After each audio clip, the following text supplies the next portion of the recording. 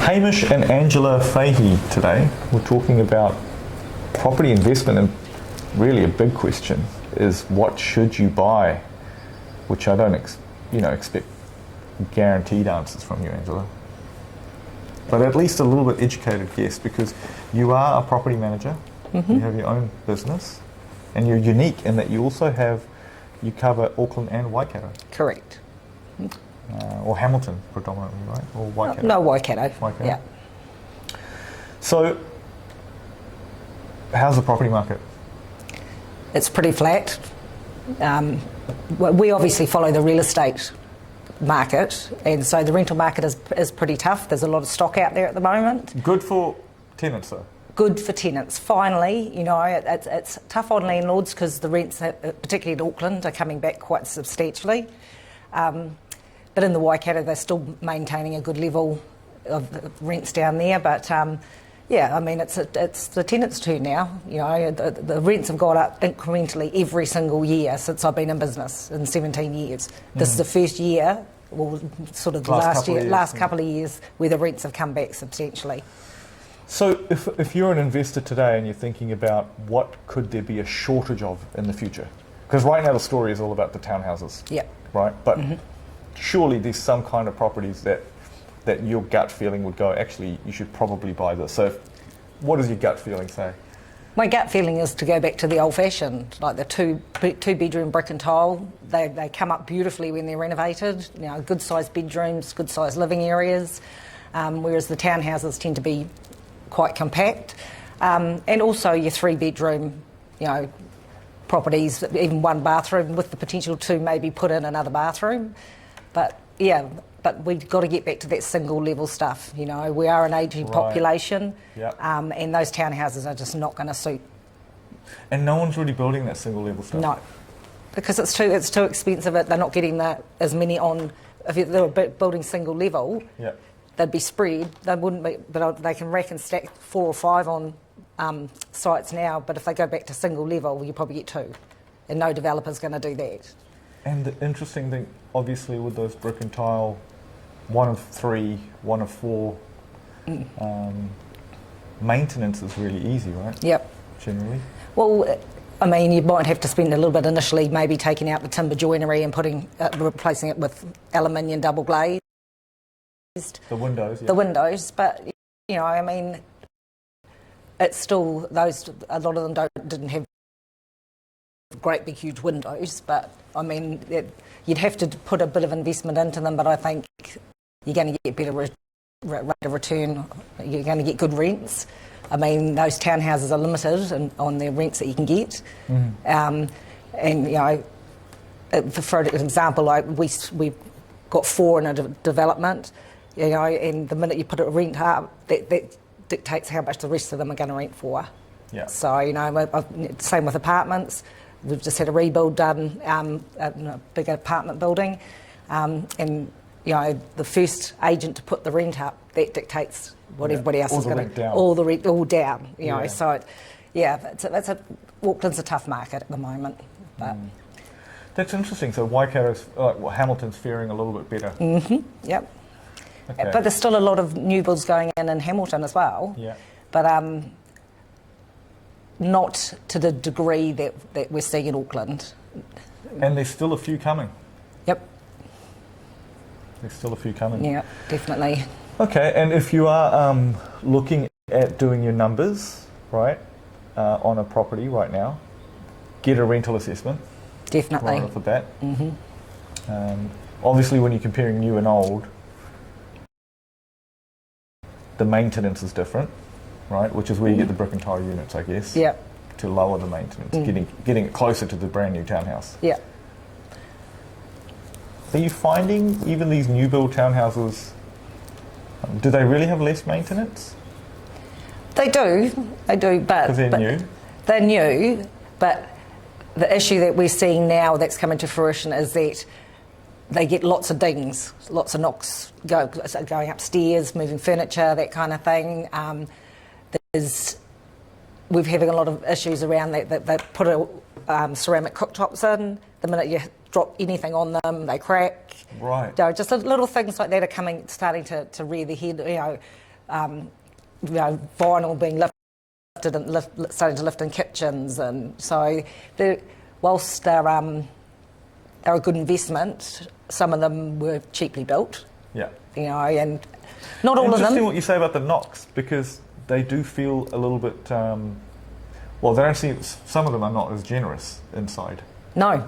In the rooms and you're trying to get beds up stairwells that are like this wide and things like that. I mean, a lot of them where they've got balconies, they can lift them up and over onto the balcony, but most of them don't have balconies on the second floor.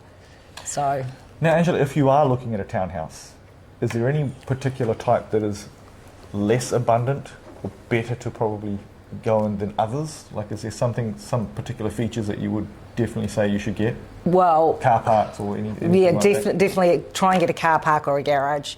I mean, they're going to be worth their weight in gold soon, because I mean they're building them without car parking, no off-street car parking. It's all on street. I would steer away from the 3 levels. Where possible, I'd get a 2-level because that really limits your market. Again, doing the 3-level stuff, but that's what they're doing to get more properties on the sites that they've got. Yeah. But yeah, I mean, in terms of the lawn, like some of them have little courtyard lawns, some of them have, or some have none, right? So well, most of the ones that have the little courtyards have the artificial turf. They don't have the actual lawn. Right. Just try and limit the amount of garden that they have, that kind, and I would say that to any rental property. Try and minimise the gardens. Tenants don't want to come home every weekend to do gardens. Right. Okay. That kind of thing. And that's why these townhouses are great. They've got tiny little, the ones that do have courtyards have tiny little courtyards with artificial. So zero maintenance there. Yeah, definitely. Any other pros for these townhouses that you see? They're warm. They're dry. Again, people are steering away from particularly the younger people are steering away from the villas, whereas they used to be hugely popular. Mm-hmm. But they're going into these 4-bedroom townhouses with 2 bathrooms, double glazed, no maintenance, no nothing, warm and dry. So, but again, you're limited to the clientele that will be suitable for the townhouses. I mean, people with little kids. I mean, going up 3 flights of stairs, they go down a lot quicker if they slip or fall or anything like that. Yeah. So, so there's, great in some way. I mean, I've just put a young family in one in Te Atatu, and they said, can we put up gates and stuff like that? And well, they've got to. And they're going to have 2 children, that are going to be crawling soon. So I would never want them to, ideally I would like them to go into a 3-bedroom family home, but you try and find those in Auckland at the moment, and in the price ranges that these families can afford. So I guess what you're saying is you need a long-term view if you're going to get into them. There's a bit of a lull. Yeah. Because you still believe in property. Oh, absolutely. You're about to possibly buy one. Absolutely, yeah. I love it. And I just think this is the biggest dip I've seen in all the years I've been in business. Yeah. But, I believe it will turn around, but it's not going to be for probably 5 years, particularly in Auckland. And to be honest, I always steer clear of new builds, but one thing I am seeing is that you're getting them below cost, right? Correct, yep. It's not going to happen again very, very often, right? Where the developers are probably losing money on them. And we're getting good rents for them, relative to the price that people are paying for them. Yeah. So, some of them are getting a 10% return, and that's unheard of, You won't have a banker or an investment company that's going to pay that sort of money, but that's very limited. That's like a boarding house or something, room by room. But it's really interesting what you say, because you do hear all this commentary about how bad it is. But when you came in and you mentioned that you're looking for a new build yourself, personally, I was like, actually, that's what I've been thinking. Like, these are below cost, and that's the only reason I'm thinking.